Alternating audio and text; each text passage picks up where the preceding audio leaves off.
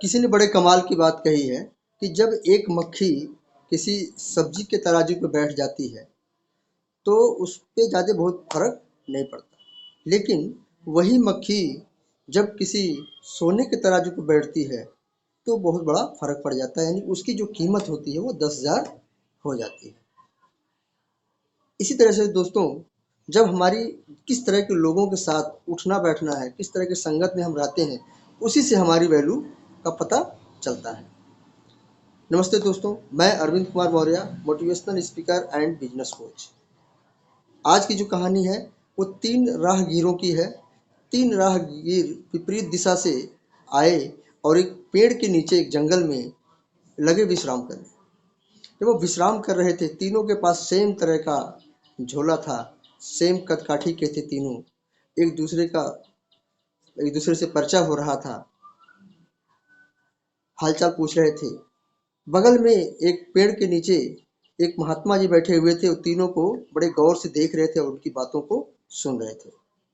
जिसमें से जो पहला यात्री था, जो पहला राहगीर था, वो राहगीर निराशावादी था।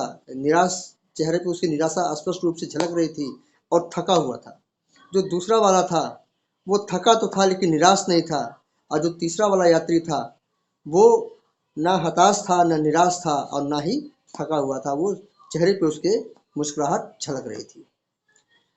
तब तक एक यात्री का नज़र महात्मा जी पे पड़ा और उसने महात्मा जी को देखा कि महात्मा जी हमारी तरफ देख करके मुस्कुरा रहे हैं। इन लोगों से रहा नहीं गया, महात्मा जी के पास गए। बोले, महात्मा जी ऐसी क्या बात हमारे अंदर, क्या कमी है जो आप हमको देख करके मुस्कुरा रहे हैं? कोई कमी हो तो प्लीज़ हमें बताएं। महात्मा जी ने कहा, ठीक है मैं बताऊंगा, लेकिन सबसे पहले मेरे कुछ प्रश्न हैं, आप लोगों को जवाब देना होगा। आप लोगों के पास सेम तरह के झोले हैं, 2-2 झोले आप लोग लिए हैं। एक चीज़ बताओ, अगर आपको बुराई और अच्छाई दोनों दिया जाए तो किस झोले में अच्छाई को रखोगे, किस में बुराई को रखोगे? तो जो उसमें पहला वाला यात्री था, जो निराश और थका हुआ दोनों लग रहा था, उसने कहा कि महात्मा जी निराशा को मैं सबसे आगे वाले झोले में रखूंगा और बुराई को आगे वाले झोले में, अच्छाई को पीछे वाले झोले में मैं रखूंगा। तो कहा ठीक है। जो दूसरा वाला था, जो थका हुआ तो था लेकिन निराश नहीं था, उस यात्री से जब महात्मा जी ने प्रश्न रखा कि आप बताओ अच्छाई कहाँ रखोगे और बुराई को कहाँ रखोगे, तो उसने कहा कि अच्छाई को मैं जो है आगे रखूंगा, बुराई को पीछे रखूंगा। इसलिए क्योंकि अच्छाई मुझे लोगों से अच्छा बनना है और बुराई को पीछे इसलिए क्योंकि मुझे लोगों से अच्छा बनना है। और जो तीसरा वाला था, जब उससे प्रश्न किया गया तो उसने कहा कि अच्छाई को मैं आगे झोले में रखूंगा और बुराई को पीछे वाले झोले में रखूंगा, लेकिन पीछे वाले झोले में छेद कर दूंगा ताकि मैं जैसे जैसे आगे बढ़ता जाऊं अच्छाई के साथ लेकर के, वैसे पीछे से बुराई हमारा धीरे धीरे धीरे धीरे कम होता जाए और मैं एक दिन जो है अच्छा व्यक्ति बन के निकल जाऊं। तो इस छोटी सी कहानी से हमें क्या सीख मिलती है मेरे दोस्त, क्या समझ में आता है? कभी कभी हम दूसरों में नेगेटिव खोजने के चक्कर में हम दूसरे में नकारात्मक चीज़ें खोजते हैं, बुराइयां खोजते हैं, जबकि देखा जाए तो बुराई अपने अंदर ही होती है।